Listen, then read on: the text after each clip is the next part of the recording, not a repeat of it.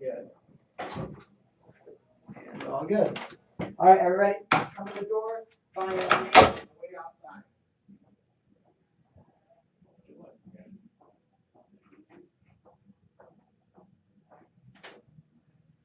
All right, find your name.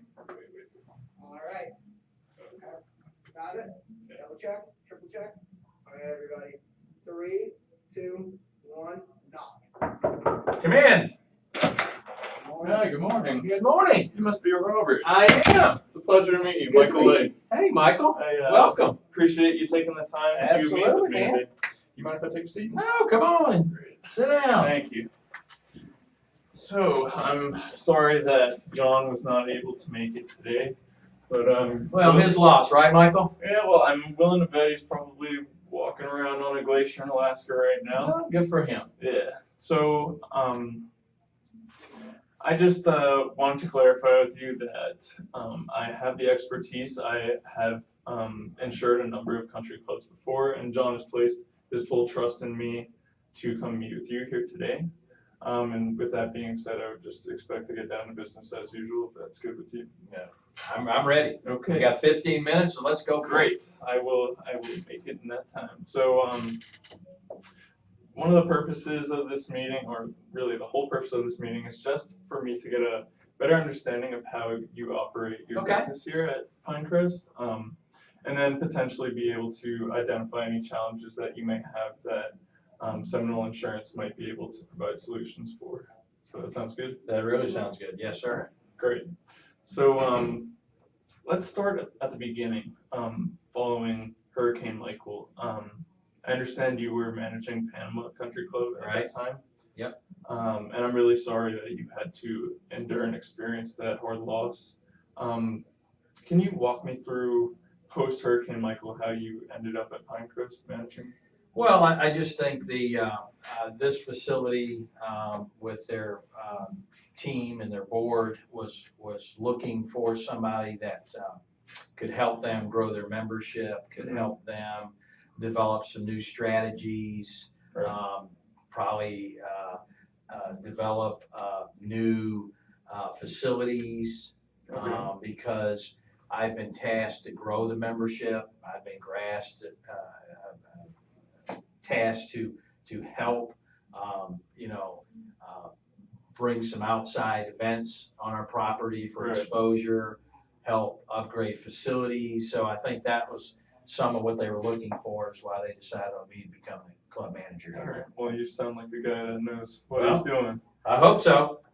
So in your short time at Pinecrest, how long have you been managing right now? Just a few months. Okay. So, can you fill me in as to some differences that you're noticing there compared to your time at Panama? Well, I think, we experienced some damage at our club as well. Not certainly the same type of damage that Lynn Haven or Panama City did, but certainly we have our challenges here that we're still trying to deal with from a claims perspective.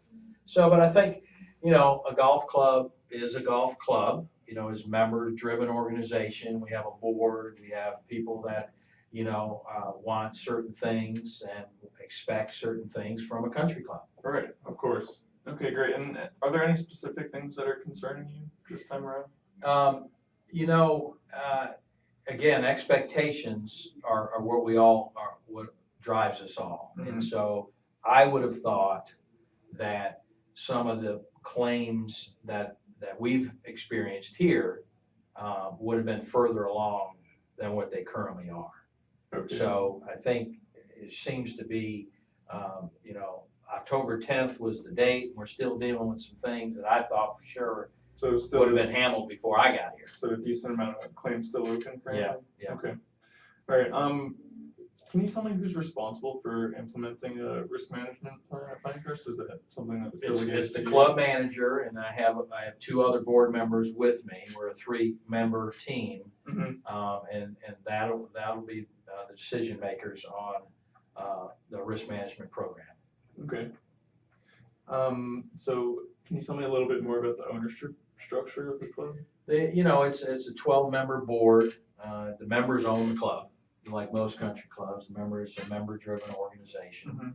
I have 12 members, people have stockholders, the members are stockholders.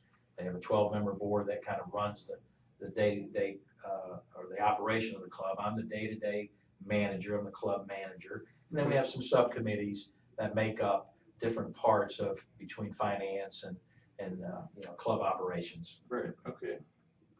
So the finances aren't directly handled by you, they're looked at by a subcommittee? Correct. Okay. Can you tell me some of the techniques that you've put in place to make sure that you're mitigating your risks as effectively as possible throughout the year? Well, we've again, as we look for partnerships with potentially a new broker, we're looking for some of that help. You know, if putting safety strategies in place for workplace accidents, we're looking for any kind of exposures in and around the golf course, security type measures. Those types of things we've got to continue to deal with and have a strategy if something does happen, you know. Right. And so, you know, it brings me to a point, you know, what can we expect as an insured of Seminole Insurance if we have a loss? You know, what's the expectations you would set for us if I called you tomorrow and said, hey, we got this loss, we got a claim, you know, what are we going to do about it? Right. So something that's really important when you have claims is timeliness and responsiveness.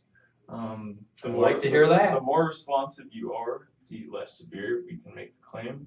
The less severe we can make the loss, I bet. So I actually brought a visual demonstrating that, and I pride myself on being very responsive. You can reach out to me whenever you need, and we can send our risk managers out to assess any physical damages that have taken place, and we have a very attentive claims staff at Seminole Insurance. But this chart here kind of ties in with something I was going to ask about was if you guys have a disaster recovery plan, which is kind of tying into risk management as well. So on the x-axis here, we have representing time out of business following a catastrophic event. This is your Hurricane Michael right here. Right. And on the y-axis, you have the severity of the loss. So the red here, it's kind of representing what happened with the Panama Country Club. There wasn't I believe there wasn't a disaster recovery plan in place at the time. Correct. So I'm assuming that there was a large amount of time where the club was out of business. Are they back? Are they in operation? Still not in operation. Okay. So you can see the severity of the loss is much bigger here, and this is what we're going to be trying to do with Pinecrest this time around. The quicker we can intervene after a loss and after a catastrophic experience, the less severe we can have your losses be. Now, do you guys have a disaster recovery plan? No, and again, I've learned from that, right, from the previous club. And so we want to certainly develop one, and we want to, as these operations grow, we need to expand upon it, and certainly a partner, broker, new insurance agency, if we go that route, we'll certainly want to work with you from your experiences of insuring other clubs. Right, and I would say it's imperative for most clubs or most businesses in general in this region to have a disaster recovery plan, especially considering that the past 3 years in a row we've had hurricanes by chance come through this region. So we're going to want to be looking at things like setting you up with a restoration team, having them on call, having our risk managers and analyzers get out to you as soon as possible. So that's something that we can take into consideration.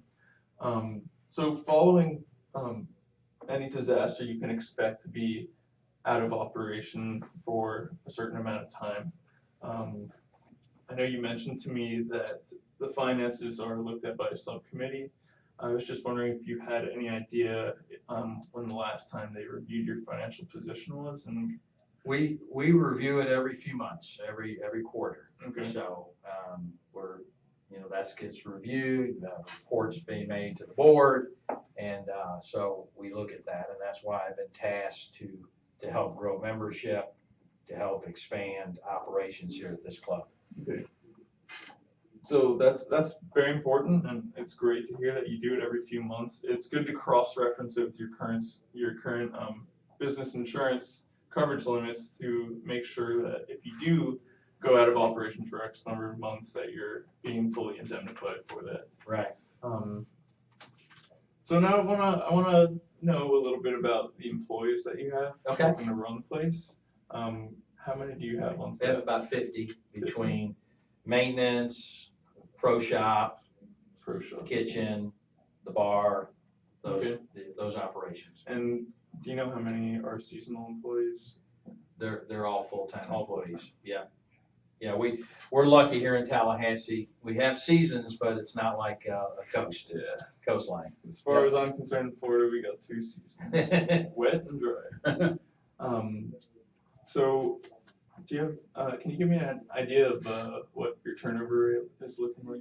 You know, I've only been here a short time, but it appears that not a lot of turnover. So I would say probably less than 10%. Okay, And that's most good. of that's come from the maintenance side of the house. People that are cutting the grass and maintaining the golf course. Okay. So that's good to know. So you're probably not having to retrain employees too often. No, we've been, again, knock on wood, we've been fortunate. Okay. That also goes back into risk management, knowing that your staff knows what to do, whether they're, serving alcohol at the restaurant, if they're well trained in that, food safety training, all ties back into risk management. Right. Have there been any significant workers' comp claims in the past year? No, I think we've been, again, good. very fortunate, like you say, with a seasoned staff and people that are, been around golf course and golf course maintenance. We've been fortunate. That's great. So aside from the workers that, employees that directly work for you, do you outsource any services to hired independent contractors or vendors by any chance? No, we pretty much, other than the usual plumber that has to come, snake the toilet or the sink or things of that nature. But no, we're pretty self-contained. Okay. Do you have any insurance requirements for the plumber that occasionally comes? Or? I know we did at the old club. Okay. Don't know enough about what we have in place here. All right. Yeah. Have there been any significant claims in any other areas that I should know about? No, I think so far, other than the Hurricane Michael and some of the damage, other than that, we've been fortunate. Great, that's really great to hear. And underwriters love to hear that as Yes, well. yeah, I know they do. So, can you tell me a little bit about this Tiger Woods charity golf tournament? I think it's a great idea. Yeah, I mean, it's something that the board had thought up, and we thought it would be a good way to expose the club outside of our membership, and of course to encourage people to join the club. That's kind of the goal. That's secondary goal. The primary goal is to raise money for the first tee of Northwest Florida. So, but that comes with some challenges. Now we have so-called non-members on the course. We have vendors. We have people serving food and alcohol.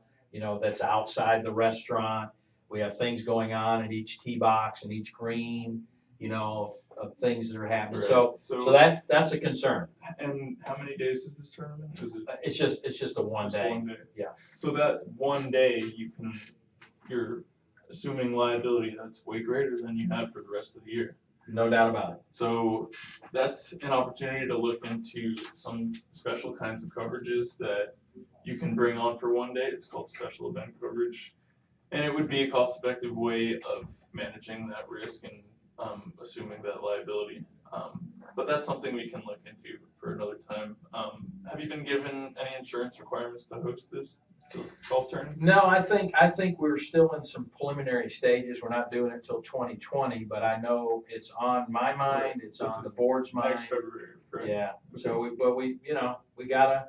There's a lot of moving parts, and I know that's a big part of it Right. because we've never had that exposure before at the club. Okay. All right. So that's something that we should definitely look into. Do you have any financial exposures if, let's say the tournament doesn't have a good turnout, or you guys have to cancel it? Yeah, certainly it's gonna be a sponsored event, we're gonna allow sponsors to come and really support it.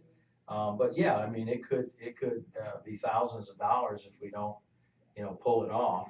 Right. So to speak, due to weather or unforeseen circumstances. So yeah, that's a concern. Okay. Time.